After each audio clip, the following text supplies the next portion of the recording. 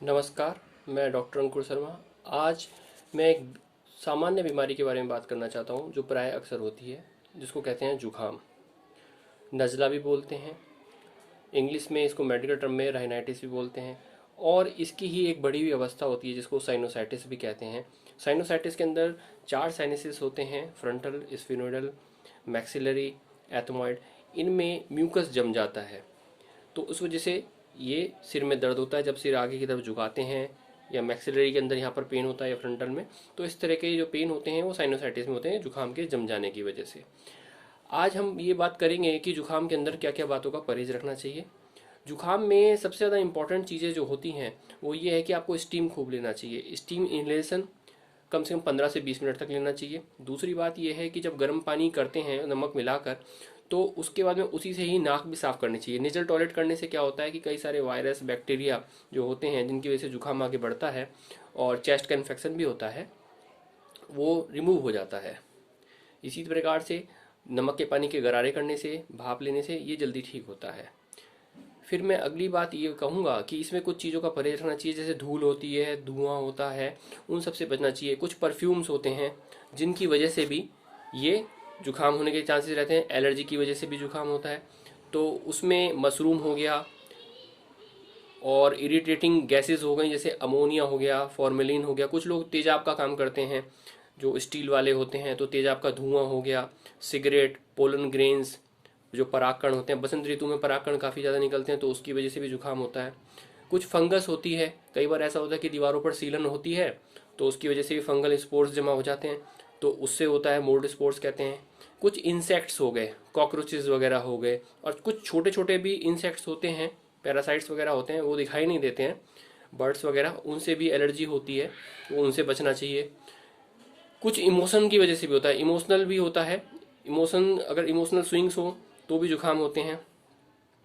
एक दवा होती है रेजरपाइन, इसकी वजह से भी जुखाम बढ़ता है, तो वो अवॉइड करनी चाहिए। ये सरपेंटिना या सरपेंटाइन के नाम से भी आती है।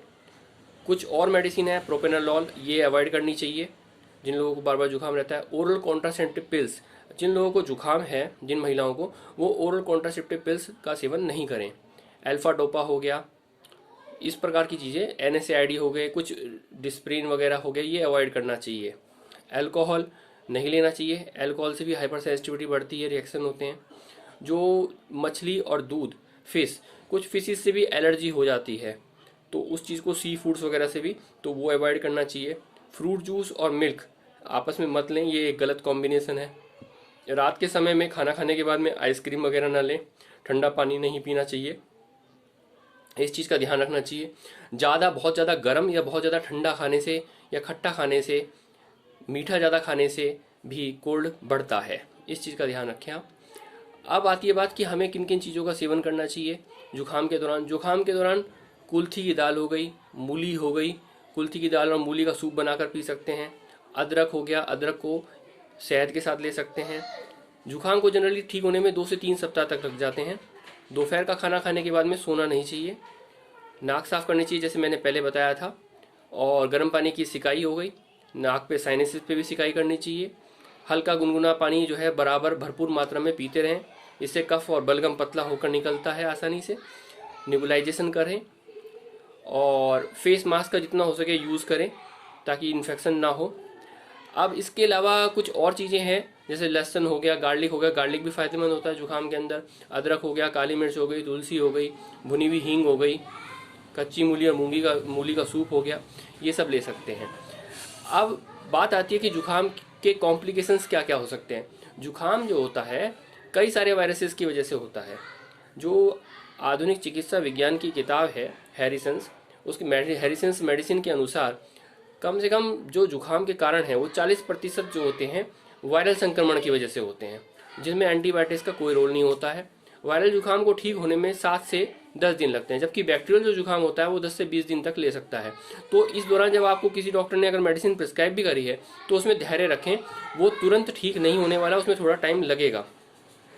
कई बार ऐसा होता है कि उसको जल्दी ठीक करने के लिए पेशेंट्स जो होते हैं जुकाम के लिए स्यूडोइफ्रिडीन हो गया, फिनाइलिफ्रिन मेडिसिन ले लेते हैं। इन दवाइयों से नाक का जो डिस्चार्ज है, पानी जो बह रहा है वो तो रुक जाएगा, पर उसके साथ साथ वायरस और बैक्टीरिया भी वहीं रुक जाएंगे। वो नाक के अंदर इन्वेड करेंगे, साइनसिस में जाएंगे, कान तक भी जा सकता है इन्फेक्शन, गले का इन्फेक्शन हो गया, लंग्स का इन्फेक्शन, फेफड़ों का हो गया, तो इस तरह से निमोनिया वगैरह में कन्वर्ट हो जाता है। तो ये प्रैक्टिस जो है अवॉइड करनी चाहिए कि जुकाम या नाक का जो सिक्रेशंस है उसको रोकना नहीं चाहिए, वो नुकसानदेह होता है।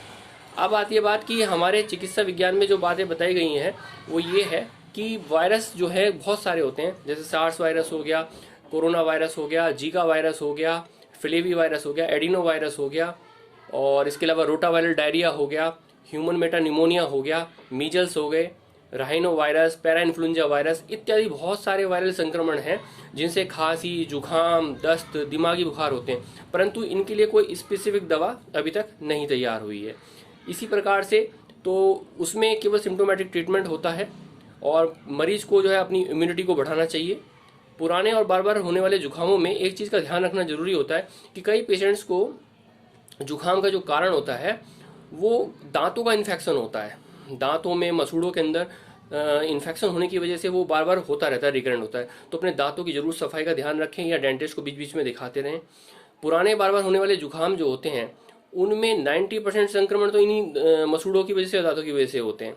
और कई बार ऐसा होता है कि मैक्सिलरी बोन जो होती है उसमें इन्फेक्शन होने की वजह से आगे तक इन्फेक्शन चला जाता है। कई बार ये मैक्सिलरी जो साइनोसाइटिस होती है वो दांतों से रिलेटेड होती है, मसूड़ों से, मैक्सिलरी बोन से।